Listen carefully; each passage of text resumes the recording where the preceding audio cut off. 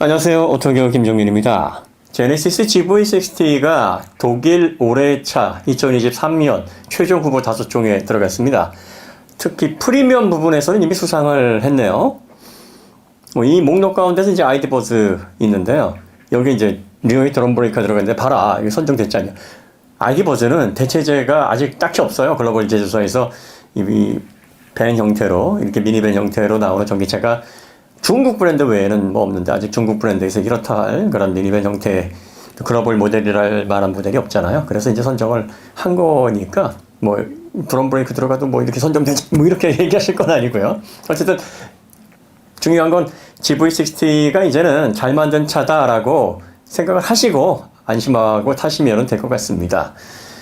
뭐, 일부 문제를 제기를 해서 뭐 여러분들이 이제 거기에 대한 혼란이 좀 있으셨는데, 독일 같은 곳은 더군다나 자동차의 핸들링, 그리고 또 오버스티어, 뭐 재미냐, 이게 위험이냐, 뭐 이런 영역에 대해서 판단은 세계 그 어느 곳보다 잘할 수 있는 곳입니다. 이곳 기자단들의 수준이 상당히 높죠. 그래서 가장 주목할 만한 프리미엄 전기차이며 카 오브 더 이어, 예, 이제 아마 11월 1일 날 발표할 걸로 보이는데, 저희 예상으로는 무난하게 아이오닉 5 EV6에 의해서 3연속 수상을 할 걸로 보입니다. 사실 독일에서 이렇게 주목을 받으면 유럽 전체에서 주목을 받고 있다라고 얘기할 수도 있고요. 미국에서도 아마 좋은 성과가 있을 겁니다.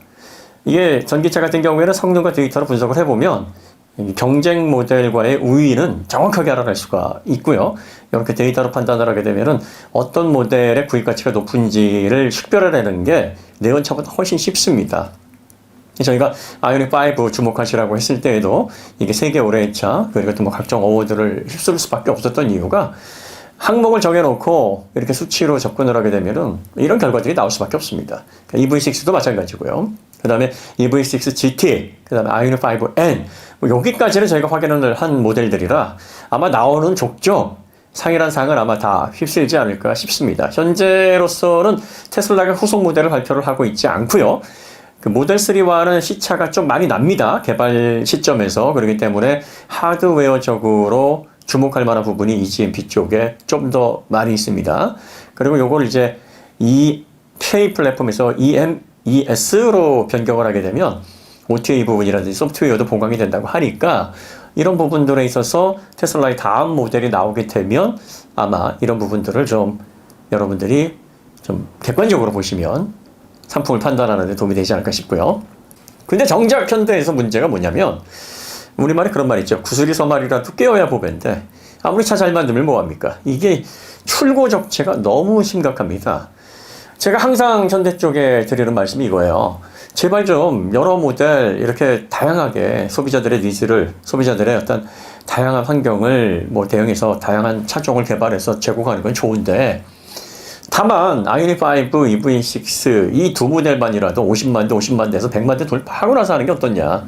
지금 테슬라 모델 3, 모델 Y만으로도 충분히 테슬라의 가치를 높였고 미래 전기차 사업에도 청신호가 밝혀져서 시총 뭐 지금 좀 일론 머스크 때문에 주가가 많이 떨어져 있긴 합니다만, 다른 웬만한 내연차 기업들의 시총이 10배가 넘는 엄청난 규모를 지금 달성을 하고 있지 않습니까? 현대기아가 지금 EGMP 잘 만들어 놓고 이걸 자꾸 다변화해서 다양한 모델로 이렇게 소비자들의 시선을 끄는 것도 중요하지만, 단일 모델 50만 대 돌파, 단일 모델 100만 대 돌파, 그래서 보다 현대기아차의 영향력을 확대하는 방법으로 전략을 좀 집중시켜야 되지 않을까, 그런 생각이 좀 드는데, 현대 입장에서도 이렇게 전략을 적극적으로 펼치기가 어려운 게, 이 배터리 문제가 해결이 안 되니까 배터리 수급이 너무 어렵죠. 뭐 반도체 문제를 비롯해서 기존의 홀류 생산, 그리고 뭐 전기차 전용 라인, 미국의 또 IRC 뭐 같은 새로운 법규 제정 이런 것들도 걸림돌이 되겠지만 가장 문제가 배터리입니다.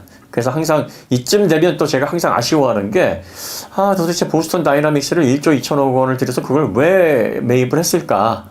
앞으로 뭐 어떤 식으로 시너지를 낼지 이것도 봐야 되는 부분이고, 제 근시안적인 시야로 뭐 미래까지 예단을 못해서 이렇게 아쉬움을 토로하는지도 모르겠습니다만, 1조 2천억이면은 스타트업 배터리 기업, 중국 내에 이제 빠르게 기술력 확보와 생산력을 갖춰 나가는 그런 출발하는 좋은 스타트업들이 좀 있습니다. 이런 기업들을 인수를 하거나 또 자체 내재화를 통해서 당장은 아니더라도 앞으로 전기차가 본격적으로 대중화가 되면 다만 한 20-30%만이라도 배터리 내재화를 해결할 수 있는 그런 방안을 좀 모색했더라면 어땠을까? 뭐 이런 생각이 좀 듭니다. 여러분들 요즘 그 주식 채널 기반으로 해서 한간에 뭐 특정 업체 이사분들이나 경영진 분들이 나와가지고 뭐 국내 배터리 기술이 최고고 중국은 뭐 걔들은 뭐 이런 자극적인 멘트들 자꾸 이렇게 노출되는 거, 그거 걸러서 보셔야 됩니다. 그거 잘 보셔야 돼요. 중국의 리튬이산처럼 뭐 쓰레기 취급하면서 중국의 배터리 기술은 국내 K 배터리하고 비교를 하면은 뭐 말도 안 된다 이런 국뽕식의 콘텐츠들이 요즘 많이 돌아다닙니다.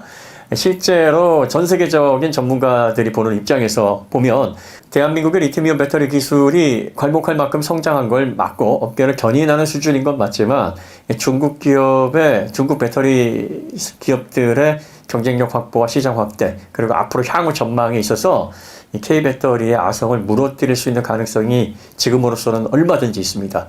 오히려 그런 결과로 규결돼 가고 있는 형태를 보여주고 있습니다. 이런 과정에서 뭐 K배터리는 K배터리 나름대로 IRC 대처를 해야 되고 미국에서 현지 생산을 통해서 또 경쟁력을 확보해야 됩니다. 그리고 또 특히 유럽은 라이프 사이클 어세스먼트와 같은 친환경 정책을 펼쳐서 배터리 선점 기업들, 중국과 대한민국 그리고 일본의 파나소닉 이런 기업들의 숨통을 자꾸 쥐려고 하거든요. 그러니까 이런 친환경 발전을 통한 유럽의 그 제재 여기에도 대응을 해야 됩니다. 더군다나 더 힘든 건 지금 수요 확대, 엄청난 내수를 기반으로 그리고 탄탄한 원자재 생산 가공 기반을 갖추고 있는 중국 기업의 파산 공세.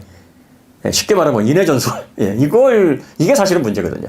이걸 다 극복을 해 나가면서 성장을 이루어야 됩니다. 물론 지금 수주 잔고가 뭐 K배터리 다 넉넉한 수준이고 앞으로 당분간 4-5년 정도 성장하는 데는 무리가 없는 그런 상황이긴 합니다만 현대기아차 독자적으로 배터리를 공급받고 미래 전기차 수요를 확대하는 부분에 있어서는 어느 것도 지금 보장되어 있지가 않습니다.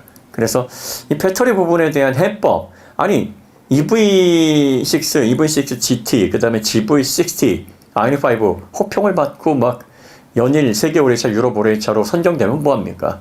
길거리에 막 사람들이 볼 수 있어야 돼요. 그리고 계약하면 적어도 한 4-5개월 정도면 받을 수가 있어야 되는데 기본이 1년 6개월 이제 아이오닉 7, EV9까지 나오게 되면은요 아마 이건 출고 적체가 2년을 넘어갈지도 모를 거예요. 사람들이 이제 5m 가까운 풀사이즈에 해당하는 풀사이즈에 근접한 전기차 SUV를 국산 브랜드로서는 처음 가져보잖아요. 그러니까 아마 초반에 그 예를 들어서 뭐 사전 예약이 4만 건 이상 뚫을 확률이 높은데 이렇게 돼버리면 이거는 뭐 나중에 계약한 사람들이 2년 넘어도 차를 못 받는 그러한 형국이 벌어지게 됩니다. 1년 내내 라인 돌리고 1년 내내 주문받아서 판매를 했는데 모델 하나당 10만 대도 돌파를 못해서 전체 모델 합이 뭐 40만 대도 안 되고 뭐 이런 식으로 발전을 하게 되면은 뭐 아무리 좋은 차 만들어도 구슬이 서말이라도 보배가 될 수가 없습니다. 그러니까 이 문제가 사실 국산에서 가장 큰 문제입니다. 가장 중요한 배터리 문제 해결을 못하고 있다라는 점.